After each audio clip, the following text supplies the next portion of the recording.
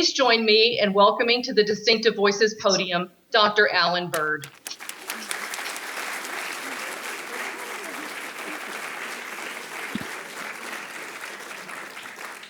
Well, Monica, thank you very much for your kind introduction. It's a delight to talk to this audience. I'm a bit intimidated because I'm not quite sure what everyone knows. But one of my favorite topics is age-related macular disease because it's of interest. And I understand some people here know a lot about the eye or a lot about the brain, and some people, they know where the eye is, but not much else. So I'll start with where the eye is, we see here. And the eye has a scleral coat, a fibrous coat, and the lining of the eye contains various structures, including what's important is the retina. So what I'd like you to spend the first part of the talk just explaining how the retina works and how this is applicable to age-related macular disease and our concepts of the pathogenesis of the disorder. This shows a section of the retina, and the top is the third-order neurons, the ganglion cells that transmit information to the brain. There's a central group of nuclei or neurons, the second-order neurons, in which there's quite complex coding of visual information. And then there's the photoreceptor cell layer. That is the cells that catch light and convert it to electrical energy. And in the retina, we have two sources, or two types of photoreceptor cell, cones and rods. The cones subserve accurate vision. That is, when you read, you're using your cones.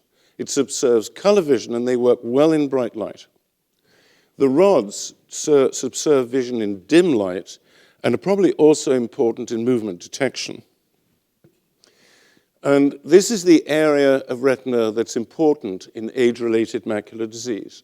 The photoreceptor cells, pigment epithelium, and choroid.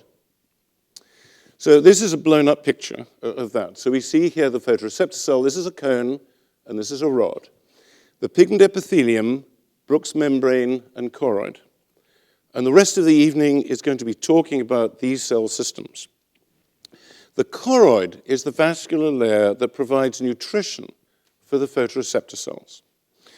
It's a very specialized vascular system. It's sinusoidal rather than tubular. It's the highest blood flow anywhere else in the body. And it also, the cells are fenestrated, so they're quite leaky. They leak out all kinds of small molecules.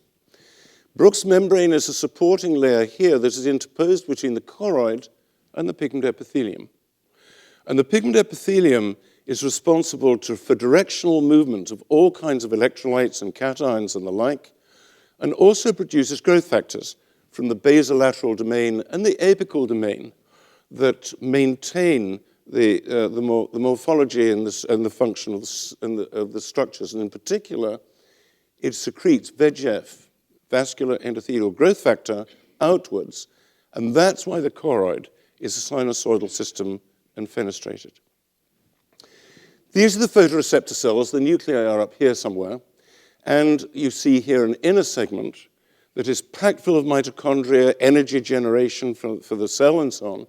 And this is the outer segment, which is made up of a stack of membranes that contain rhodopsin or conopsin, the pigment that captures light.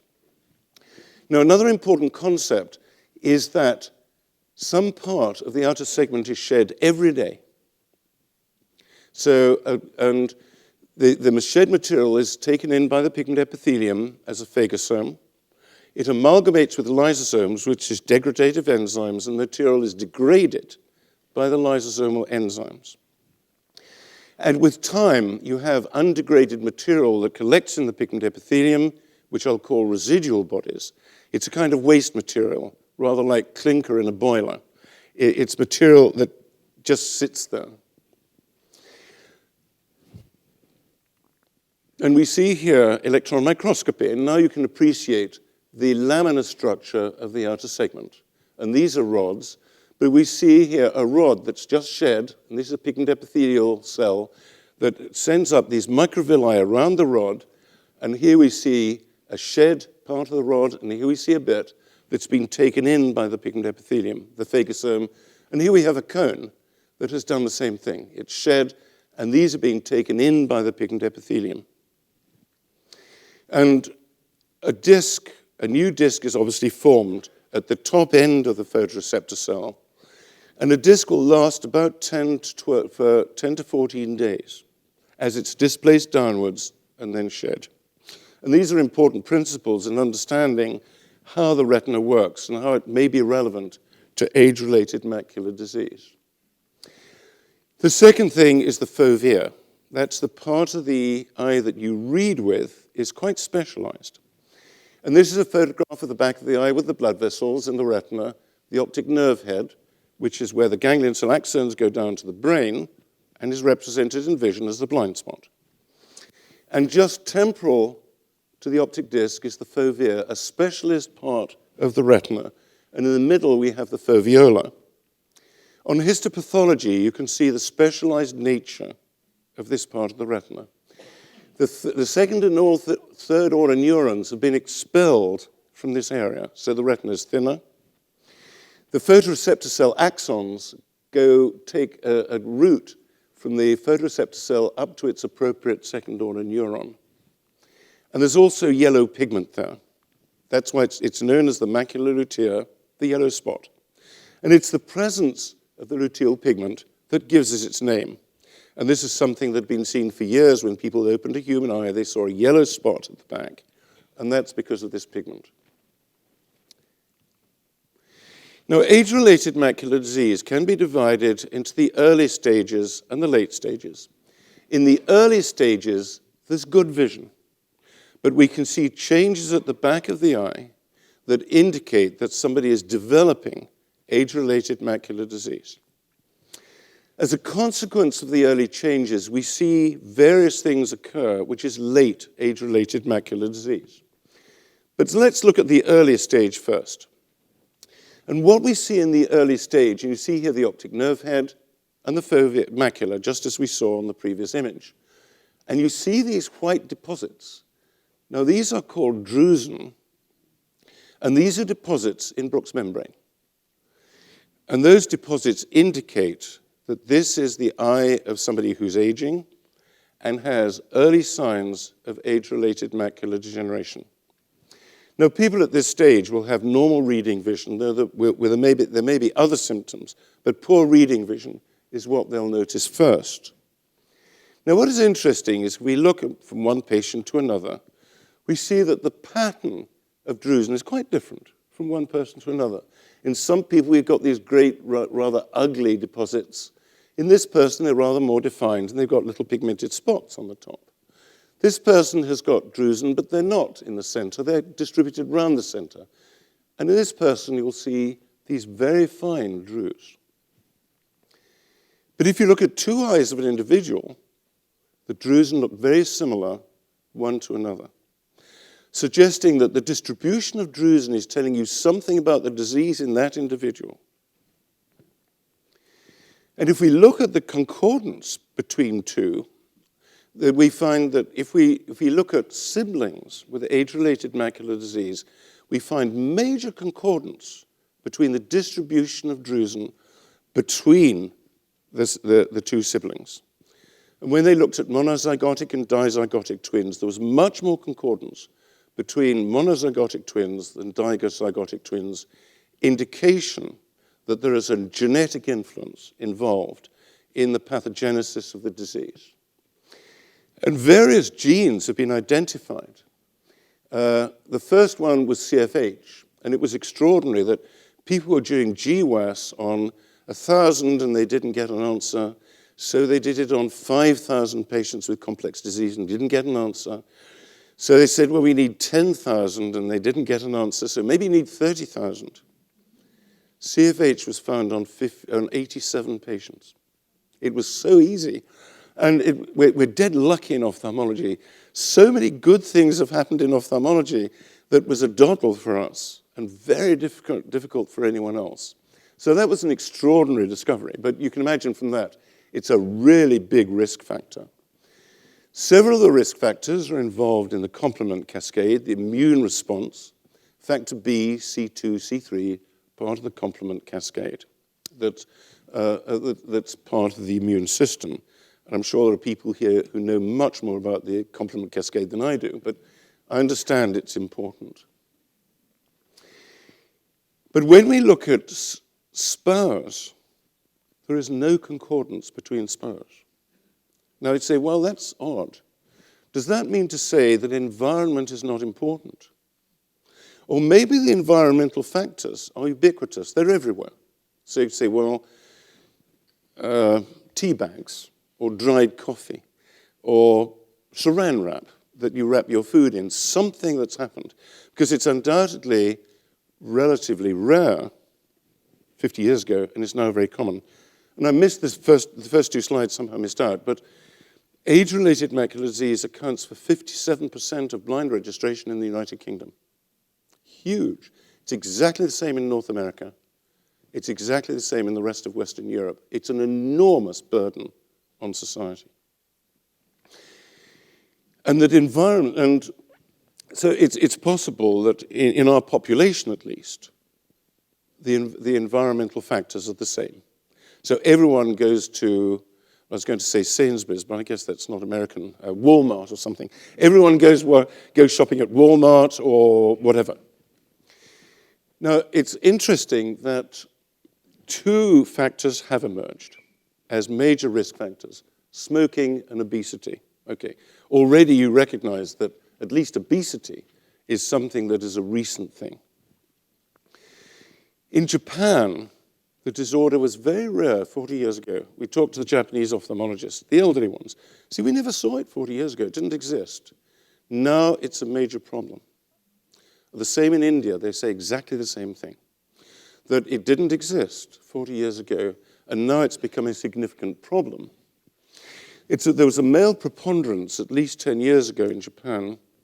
You say, well, would environment have changed more in men than women? And the answer is yes.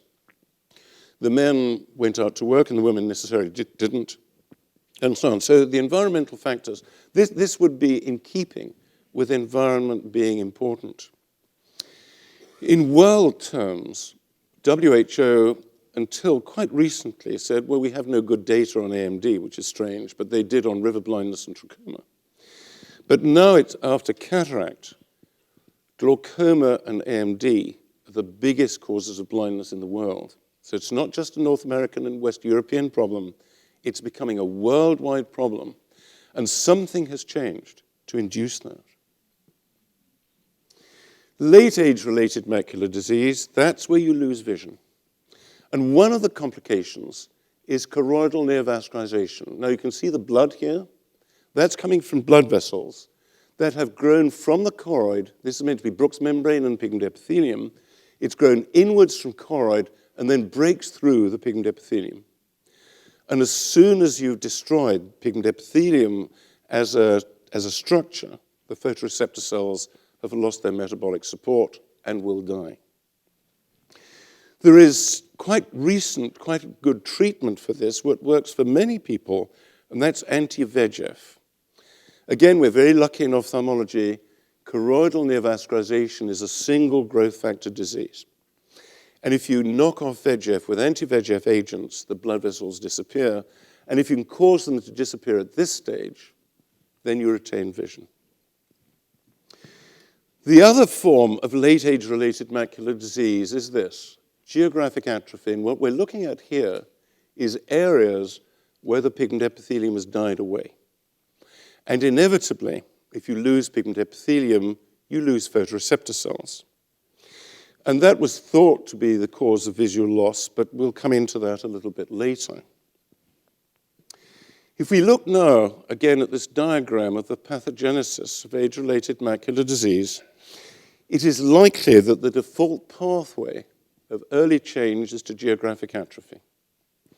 And choroidal neovascularization is a complication that may occur during the evolution of early changes. And if that complication doesn't occur, then somebody has geographic atrophy.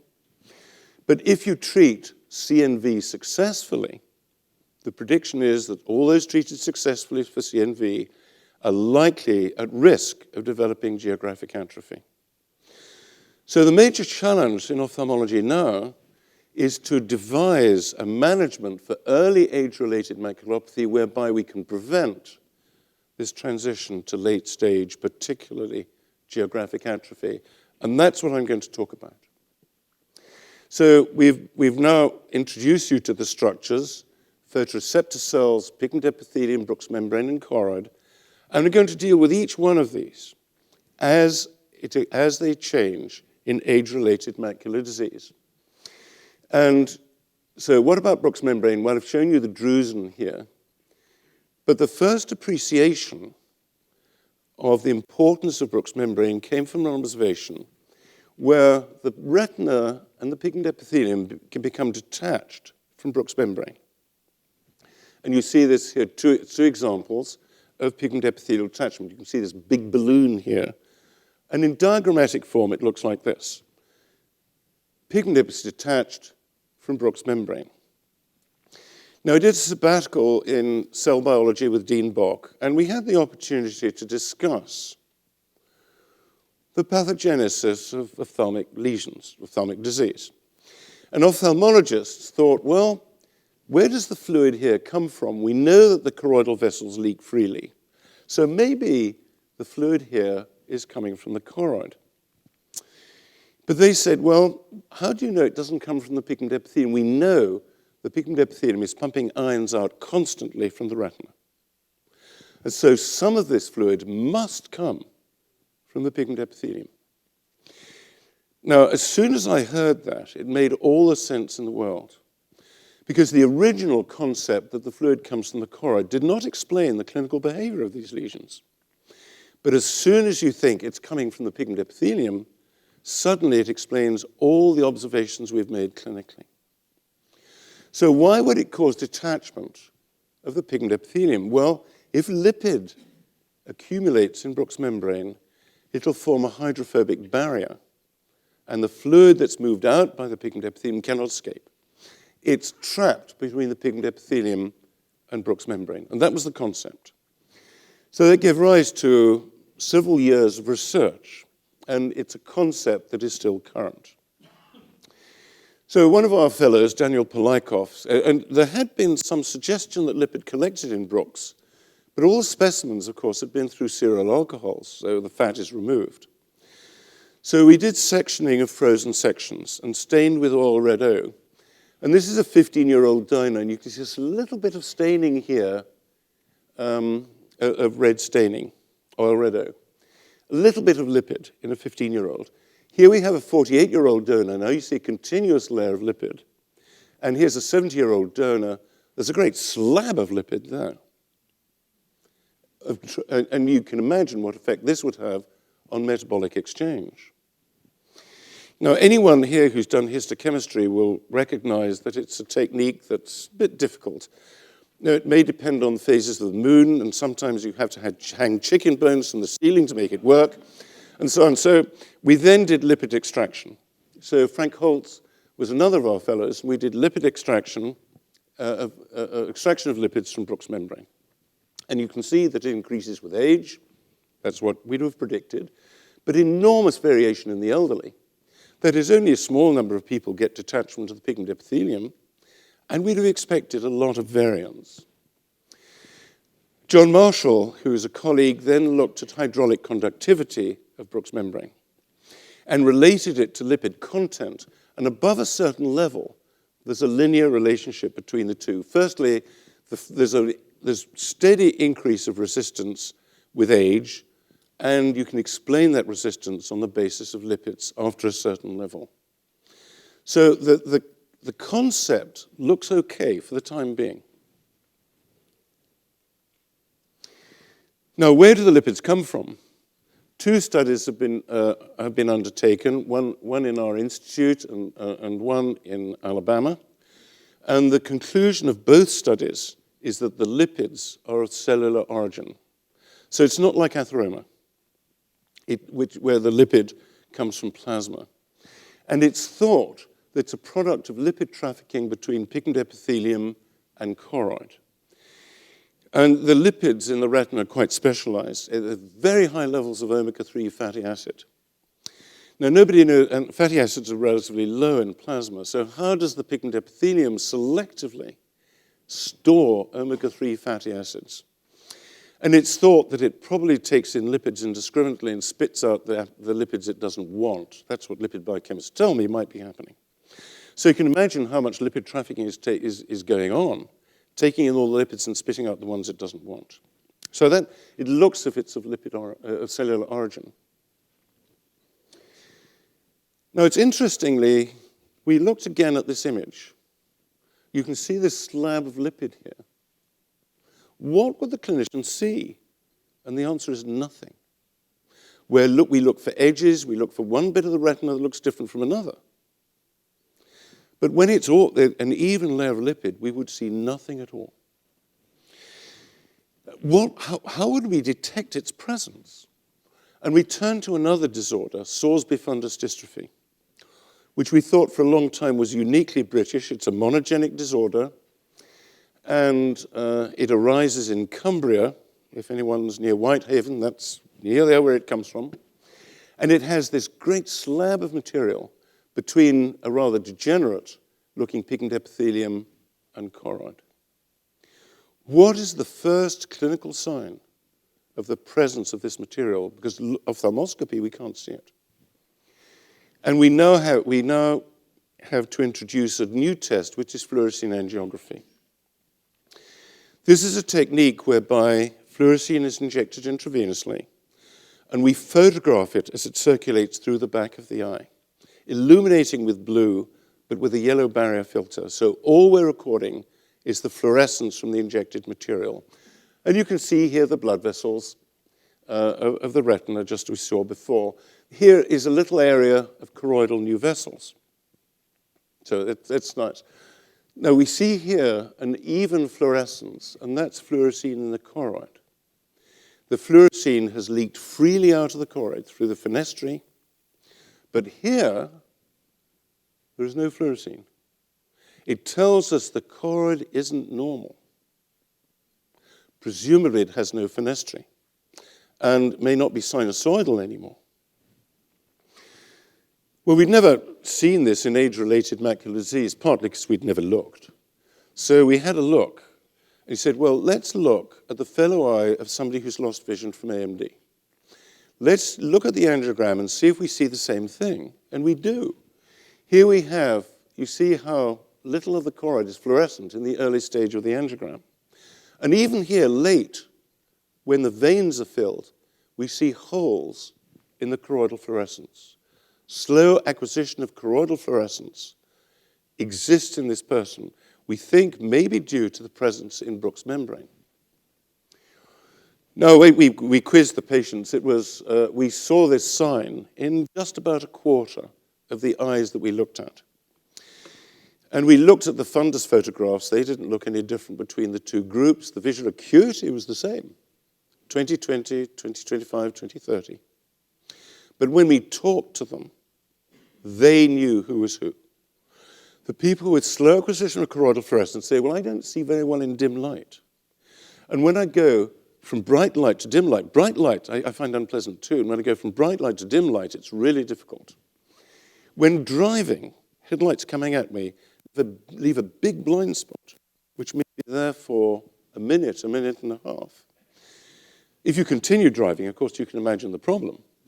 And so they would do all kinds of things not to look at the light, looking out of the side window to see where the sidewalk is.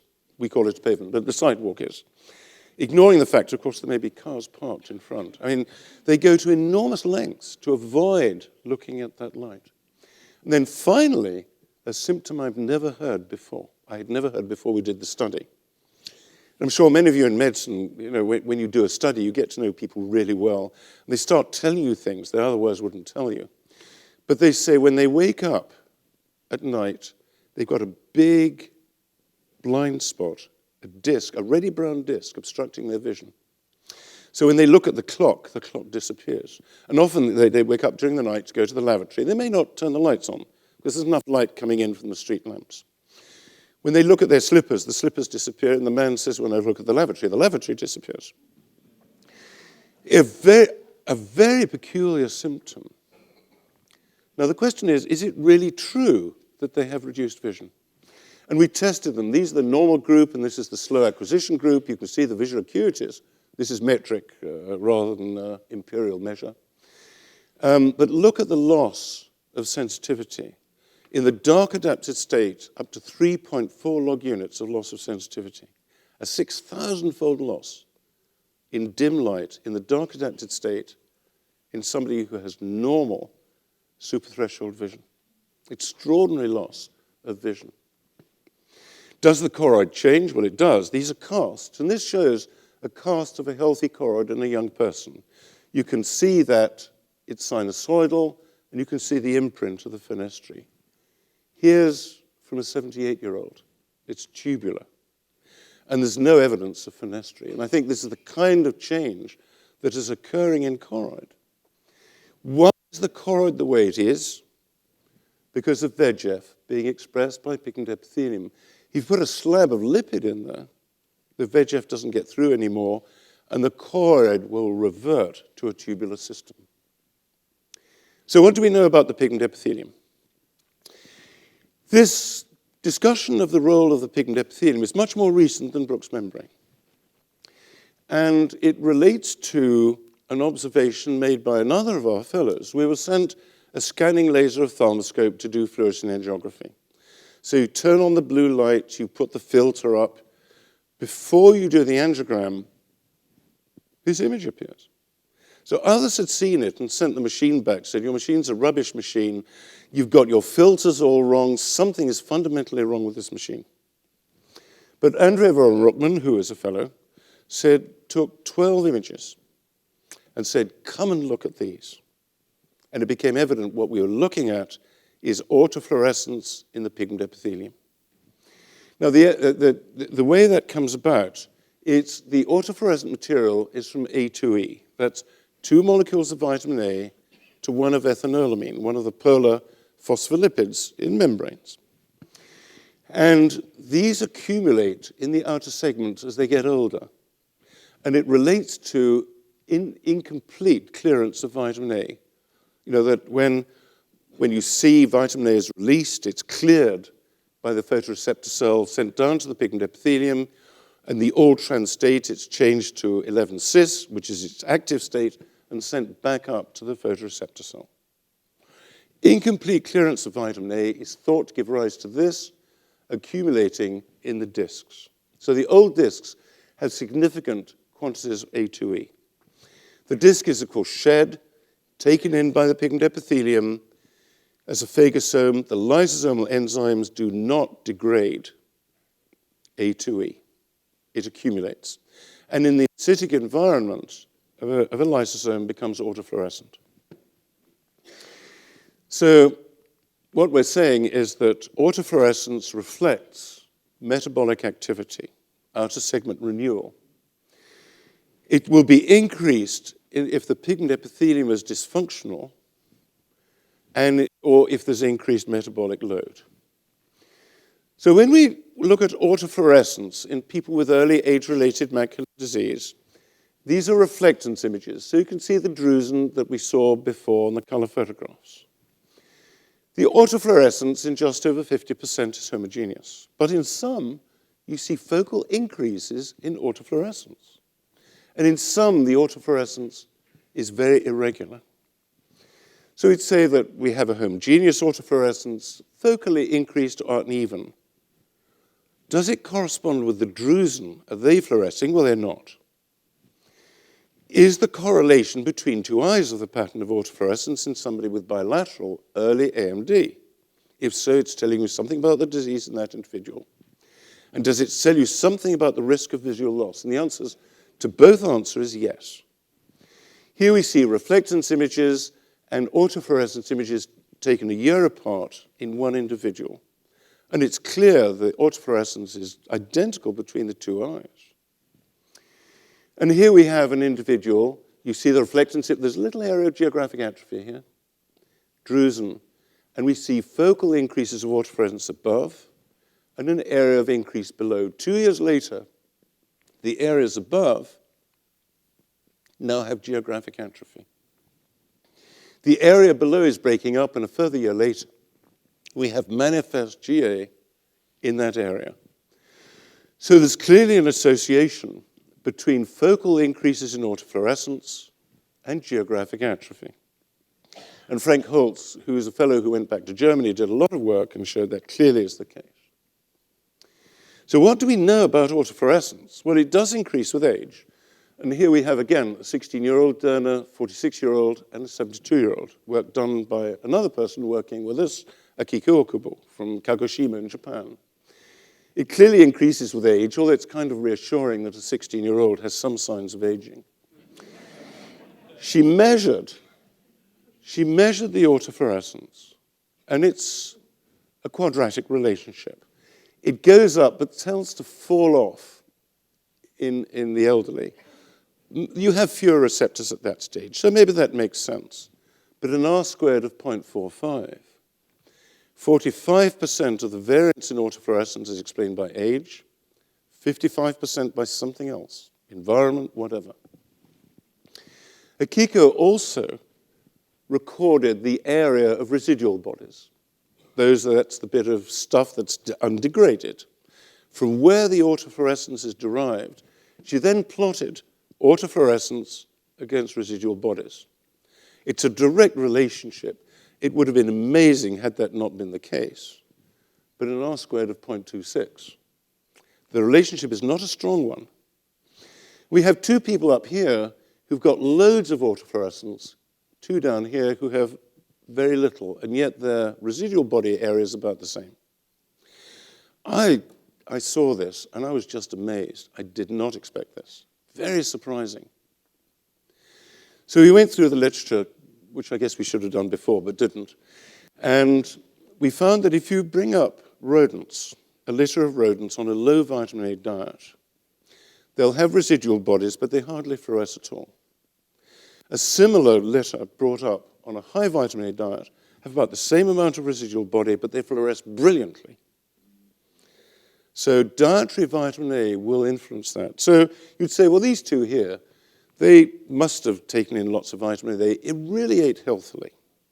They probably took vitamin supplements, and I bet they jogged and did all kinds of good things. These two here, probably real slobs. They really ate badly, and they probably didn't take exercise, they're overweight. Although, interestingly, if you're a pigment epithelial cell, you might want to be these two down here. Again, I find that a bit reassuring, too. So there is a clear association between focal increases in autofluorescence and geographic atrophy. Now, it had been debated as to why that might be. Lynette Feeney years ago said, well, these residual bodies, they just occupy cytoplasm, they get in the way. So it's like trying to run across a room with too much furniture in it. Mike Bolton said, well, if you shine light on lipofuscin, it's a free radical generator. But Frank Holtz said, you know, it reduces the ability of the lysosomal enzymes to degrade the material in the phagosome.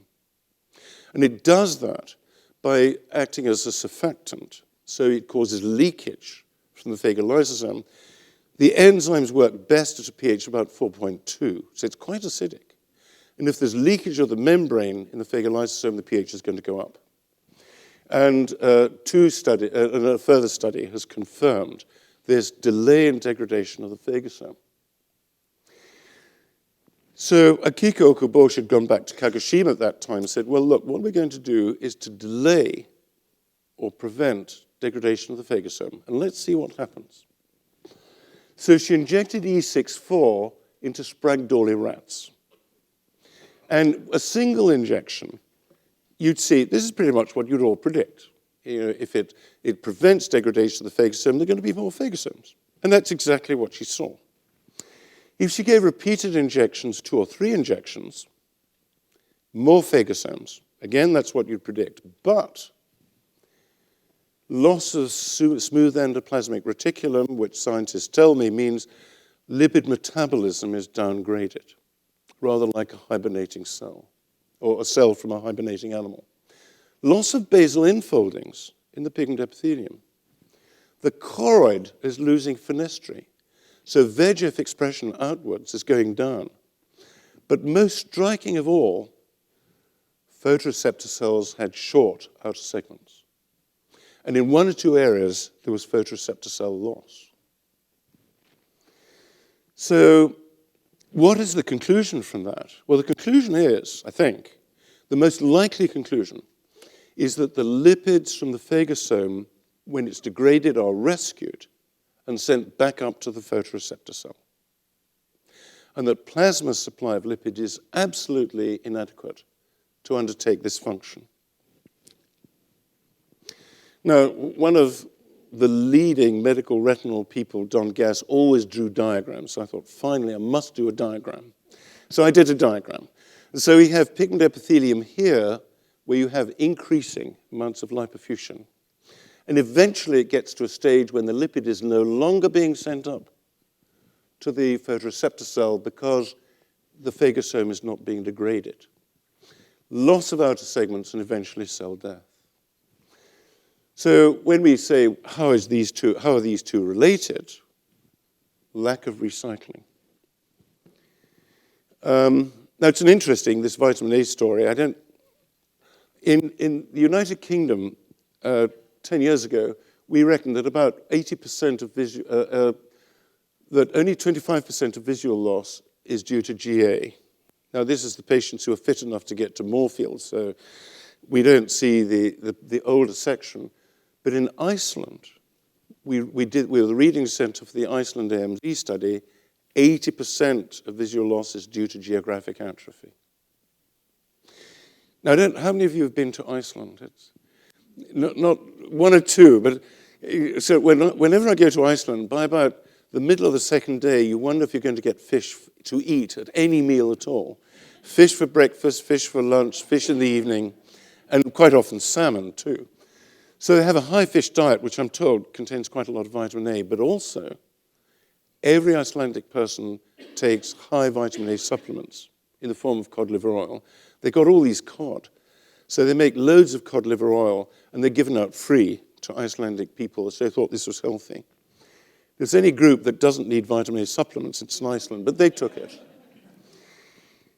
Now, what about the photoreceptor cells? What do we know about those? And surprisingly, it's hardly discussed when we talk about A.M.D.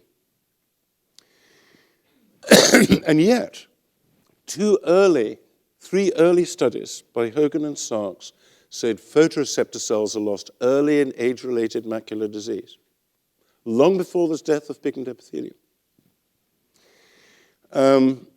Psychophysical studies, functional studies of retina, I've shown you one with 3.4 log units, and there are 7.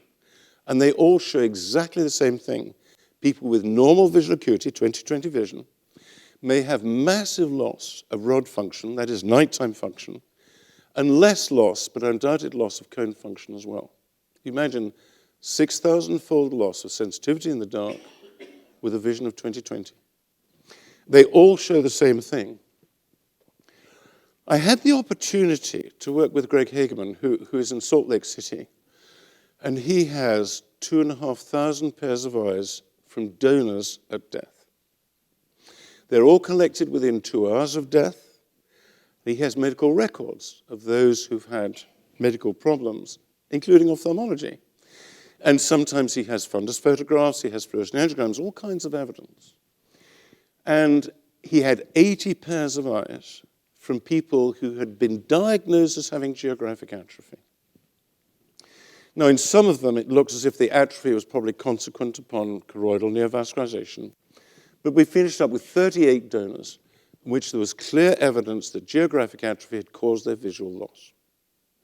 We also saw 3 who actually didn't have GA at all. They just had the choroid was a bit depigmented, that's all.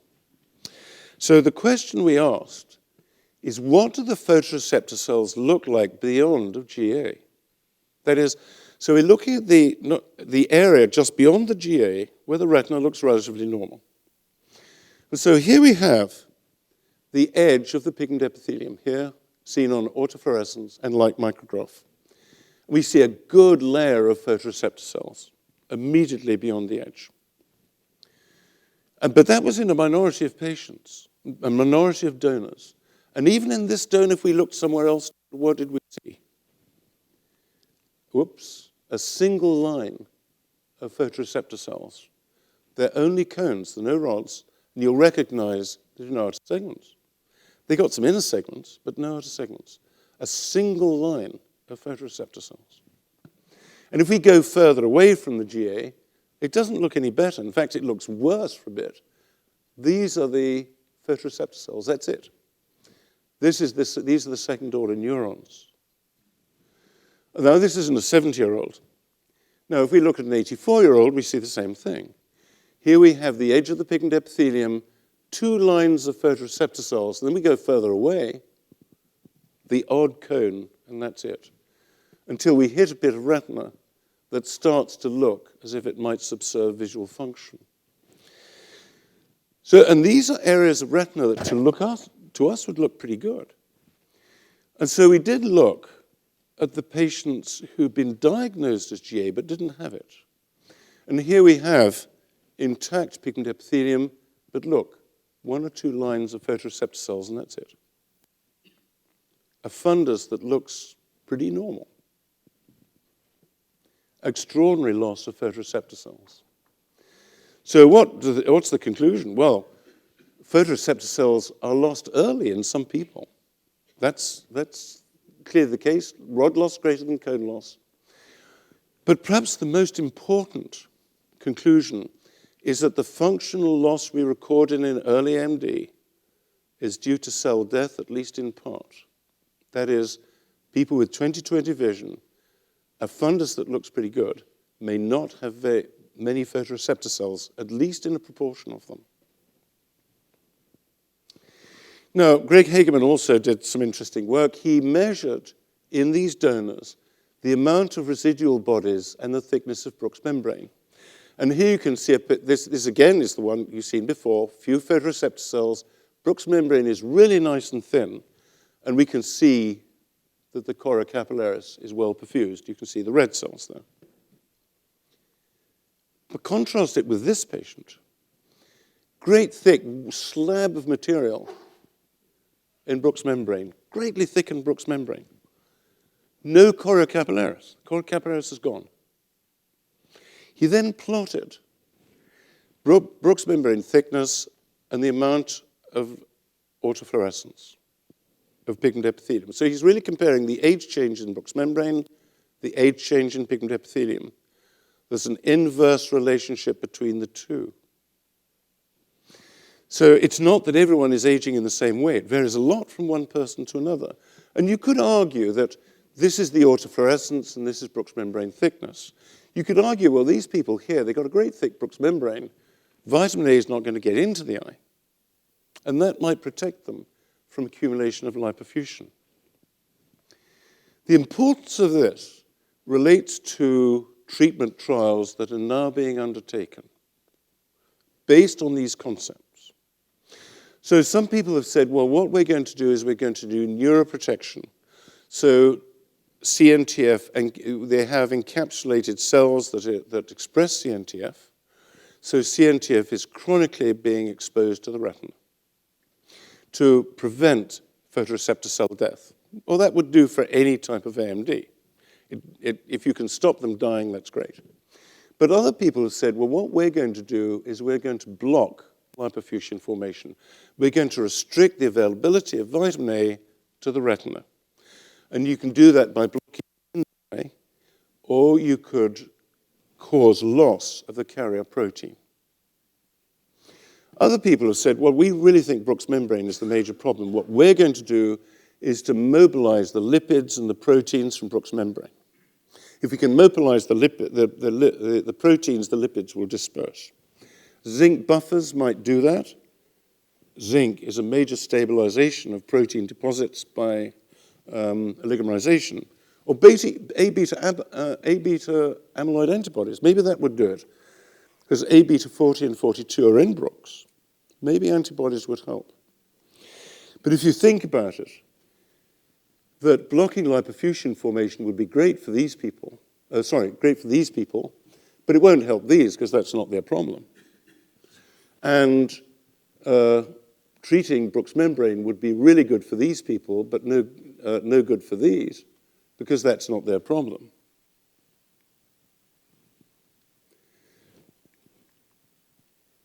And if you look at it too, what about these?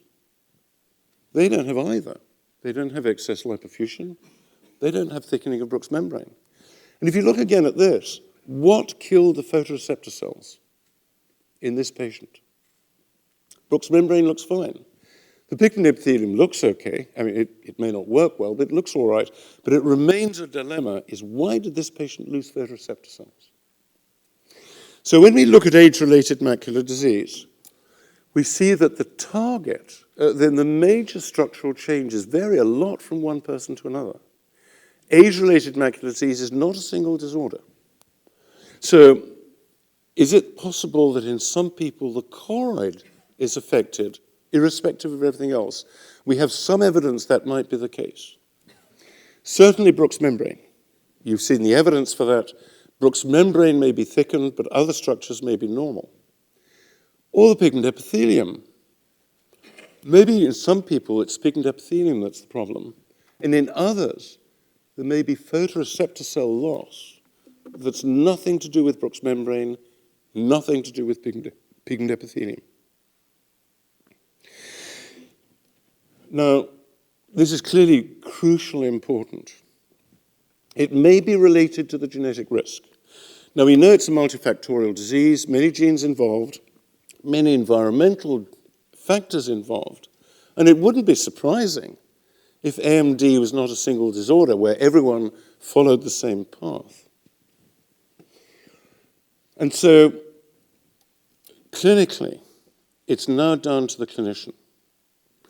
You have to divide A.M.D. into pure sample of disease.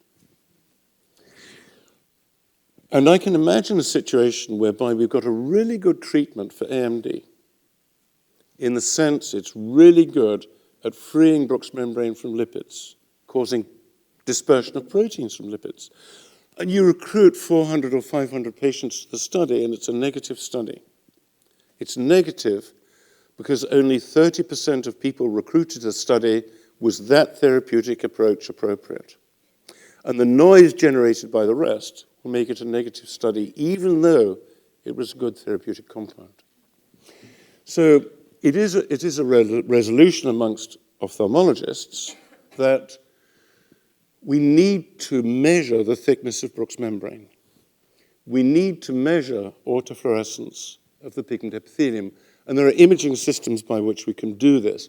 Bruch's membrane, you may have to use choroidal thickness as a surrogate. We need to know the photoreceptor cell population. That's easy. You can measure it by various functions. You can even now measure rhodopsin, the pigment in rods. You can measure how much there is there. At least we used to be able to do that. Machines are now being built to do it again. And this is to select people for appropriate treatment. So, and also for monitoring treatment effect. If you say we want to thin down Bruch's membrane, we have measured it, and now we see it becoming thinner. Or we see the autofluorescence becoming less. And it also would be good for phenotype-genotype correlation. And it may be in the end that you can predict the phenotype from the genotype, which of course would be much cheaper. Genotyping is relatively cheap now, whereas this stuff here is really quite expensive and time-consuming for the patient. So the really lessons really is that the early A.M.D. varies from one person to another. Different genes, environmental risk factors. It's certainly the case that sensory loss occurs early in age-related macular disease, at least with respect to night vision. The therapeutic approach is going to differ depending on what form of A.M.D. you have. And so there's a need for pure sample of disease. And I understand that in much of medicine it's the same thing. A lot of disorders are now being subdivided into pure sample of disease to make therapy more logical. The Beckman Initiative it is at the Beckman Institute that people have been gathered from various parts of the world, clinicians, scientists, and so on, to generate a large pool of patients who have been phenotypically characterized. And the hope is, in the end, we'll have 4,000 characterized from the different centers in the world. And if Novartis or Lilly or whatever says, we've got a great drug for Bruch's membrane, you say, okay, you want 380 patients, these 6 centers will give you those patients. They've already been characterized. And the Beckman Initiative is now in generating this. We've got a protocol set up. It's very early days. We've got 151 patients so far fully characterized, and the centers are getting equipped to do this. Plus the fact every clinical center says, any new clinical test you can do it and tell us if it's useful. Meanwhile, there are scientists from many disciplines attending the meeting to discuss the questions that arise from clinical observations and to look at the different cell systems that exist, and with their expertise, can they shed more light on the pathogenesis of the disease and devise new therapeutic approaches. And I'd like to think that a disorder that causes 58% of blind registration in the UK, within 10 years will have some kind of good therapeutic approach by which that can be modulated. Thank you very much.